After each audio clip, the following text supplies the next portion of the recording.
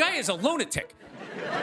I mean, he literally got shot and immediately jumped back up and started yelling in the direction the bullets were coming from, unarmed. Just tell her she won. Tell her she won. But Trump's got all those weird, coming out. I think the guy couldn't get like a bead on him, That's not a sane human being. I would have been on the ground crying in the fetal position, like, all right, give me the truck. I don't want this job anymore. Breaking news, Trump's hair confesses to 57,000 tweets. In a twist that'll make your head spin, we've uncovered evidence that the real puppet master behind the presidency might be hiding right on top of Trump's head. From covfefe to hamberders, we're exposing the alien invasion that's been controlling the White House one bad hair day at a time. Buckle up, Buttercup. This conspiracy theory is about to get hairy. Before we move on, I'd like to ask you a small favor. If you appreciate this content, please take a second to like this video and subscribe to the channel. Over 98% of you watch the videos without subscribing. It costs you nothing, but it makes a huge difference to us. So, did you click the subscribe button? Great. Thank you so much. Now, back to the video. Alright folks, buckle up because we're about to take a wild ride through the Trumpian Twitterverse. You know how our favorite orange-tinted commander-in-chief likes to tweet at all hours of the night? Well, it turns out there might be a sinister force behind those late-night rants, and it's sitting right on top of his head.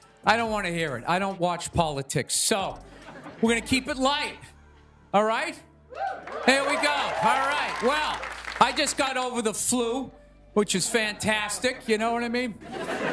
Just going through this Rolodex of people that coughed on you, sniffled near you, walked by an Asian or something. You try to fight it. They say on the internet, that's where all the disease comes from. The whole flight, I'm sitting there looking at his dirty Jesus feet. And all I'm thinking is the next pandemic is growing in the bottom of his feet. And all I'm going to be is the next, patient number 2, whatever the next disease is, Picture this. It's 3 a.m. and the White House is eerily quiet. Suddenly, a faint glow illuminates the presidential bedroom. Is it national security briefings? Nope, it's just Donnie Diapers surrounded by a fortress of cold hamburgers furiously tapping away at his phone. But wait a second. What if it's not actually Trump doing the tweeting? Enter the hair alien. That's right, folks. That golden mop on Trump's head might just be an extraterrestrial entity with a penchant for social media and fast food. Don't believe me? Well, let's look at the evidence, shall we? First off, have you noticed how Trump's tweets have been getting weirder and weirder? I mean, covfefe anyone? It's like watching a toddler with a megaphone trying to communicate in a language they just made up. And don't even get me started on hamberders and unprecedented. It's almost as if the alien hair is struggling to grasp human language, resulting in these linguistic gems that leave us all scratching our heads. But here's where it gets really interesting, folks. Some smart people have done some research, and guess what they found?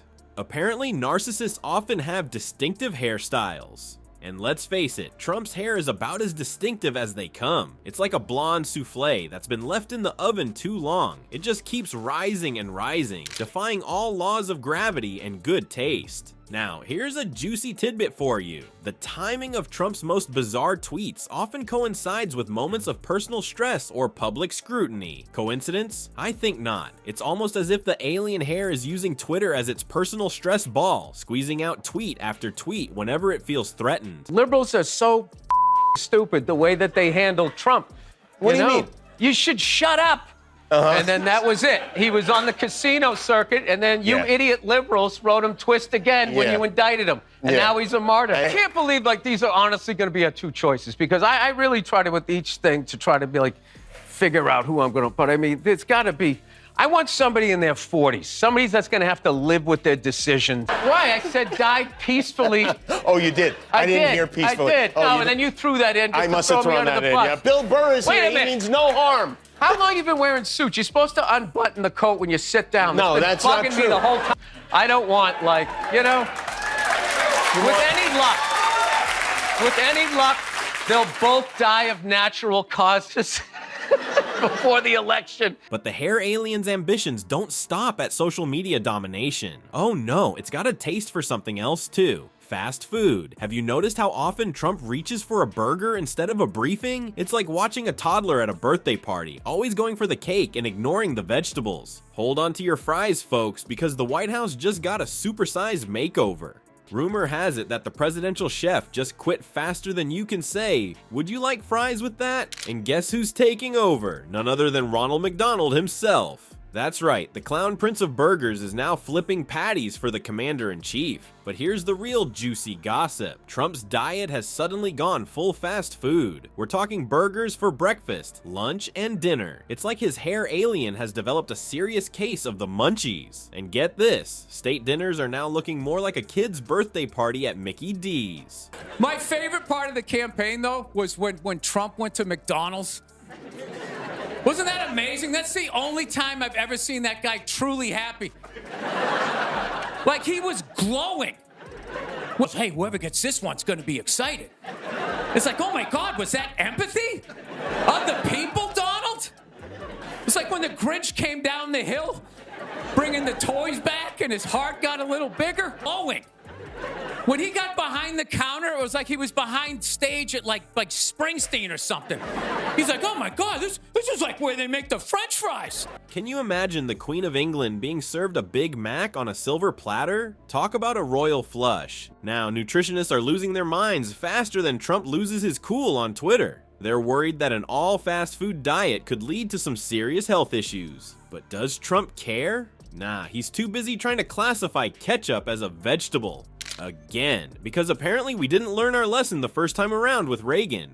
But wait, it gets even weirder. Trump's hair is starting to style itself into golden arches. I kid you not. It's like his head is turning into a McDonald's sign. And what does Trump say? He insists it's just a new fashion trend. Yeah, right. And I'm the Easter Bunny. So what's the deal with all this greasy goodness? Well, word on the street is that the hair alien has a master plan. Turn Earth into one giant drive-through. And where better to start than 1600 Pennsylvania Avenue? I mean, why settle for just running the country when you can run the world's biggest fast food joint, right? But the pièce de resistance. Mar-a-Lago has been transformed into a combo McDonald's and top secret document storage facility. Talk about efficiency. Now you can grab a Big Mac and some classified info all in one stop. It's like a happy meal for spies. Well, folks, it looks like Bill Burr's finally cracked the case of Trump's wild antics. Who knew the solution was as simple as offering the hair alien a better toupee? And not just any toupee, but one made of actual hamberders. Talk about a hair-raising twist. As the alien ditched Trump's head faster than he ditches his advisors, it left behind a treasure trove of secrets. Suddenly, those elusive tax returns were out in the open, probably looking as messy as Trump's abandoned hairdo. It's like Christmas came early for the IRS. But hold on to your MAGA hats, because while Trump's personal hair crisis might be over, the country's bad hair day is far from fixed. Burr's takedown of Trump's presidency highlights the need for some serious political grooming. Maybe it's time we all took a good look in the mirror and asked ourselves, is that alien hair, or are we just happy to see democracy crumbling?